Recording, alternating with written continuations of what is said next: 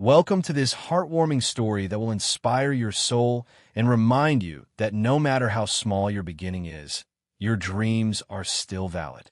If you're new here, don't forget to like, subscribe, and turn on the notification bell so you never miss any of our powerful and life-changing stories. Now sit back, relax, and let me take you on an unforgettable journey. Amaka was only 8 years old when tragedy struck. Her parents were on their way to the city when their bus collided with a truck on a narrow road. Just like that, her world changed. Orphaned and heartbroken, she was taken in by her grandmother, Mama Nkechi, a kind but aging woman who had already seen more sorrow than one lifetime should hold. Mama Nkechi's home was a simple mud hut with a thatched roof that leaked when it rained. Their kitchen was outdoors, their toilet was a pit behind a mango tree, and they fetched water from a stream over 2 hills away. Despite the hardship, Mom Nkechi held on to one thing: hope. Every morning, she would wake Amaka with a soft voice and a warm smile, saying, "My daughter, we may be poor, but you have something more powerful than gold: your mind. Use it well." Amaka clung to those words. Each morning, she walked nearly 5 kilometers through dusty paths, across small rivers, and past thick bushes to attend the village primary school. A run-down building with cracked walls, no windows, and desks that creaked under the weight of time. The chalkboard had holes, and the teachers often went unpaid for months.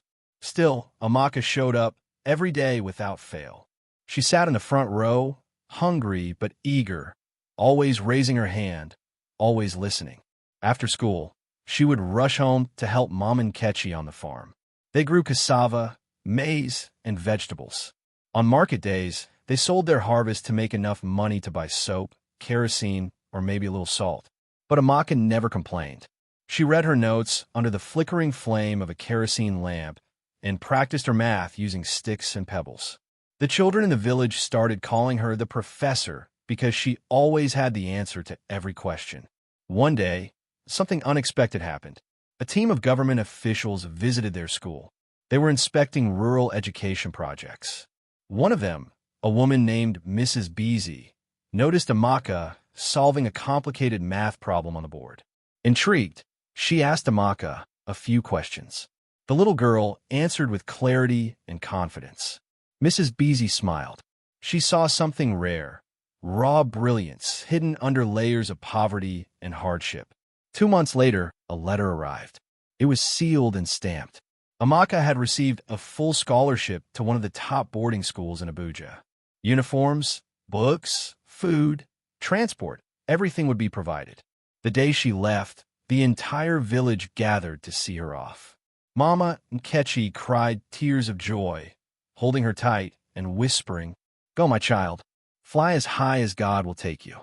But never forget your roots." Life in Abuja was different, faster, brighter, louder. Amaka struggled at first.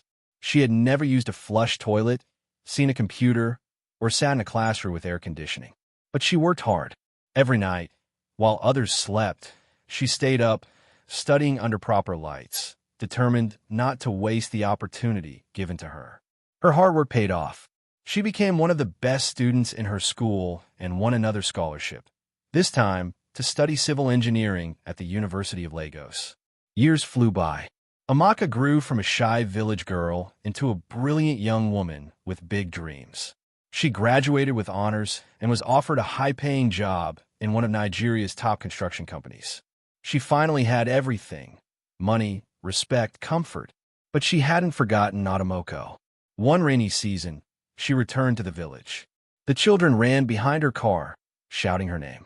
Her grandmother, now frail and gray, wept as she embraced her. That visit sparked something deep in Amaka's heart. She saw that not much had changed. The school was still broken. The girls still fetched water from the same stream. Many had dropped out, some pregnant, others married off too early. Amaka made a decision. She used her savings to build a modern school in the village. She called it Mama Nkechi Memorial Academy, in honor of her grandmother. It had clean toilets, electricity from solar panels, a library, and even computers. She also built a small health clinic and started a scholarship program for girls. Every year, 10 girls from Atomoko would go to secondary school for free. She trained teachers, paid them fairly, and made sure every child had books and uniforms. But she didn't stop there. Amaka started a foundation to help children in other remote villages get access to education. She gave talks across the country and partnered with NGOs to expand her impact.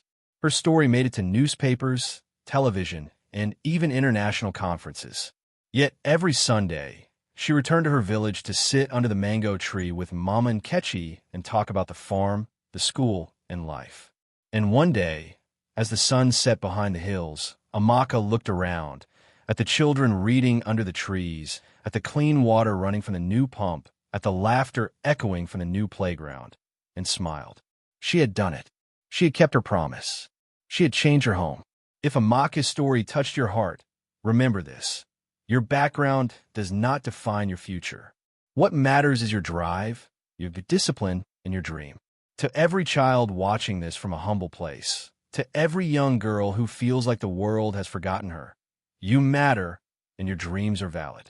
Never stop believing. Thank you for watching. If this story inspired you, don't forget to like, share, and subscribe. More powerful stories are coming your way.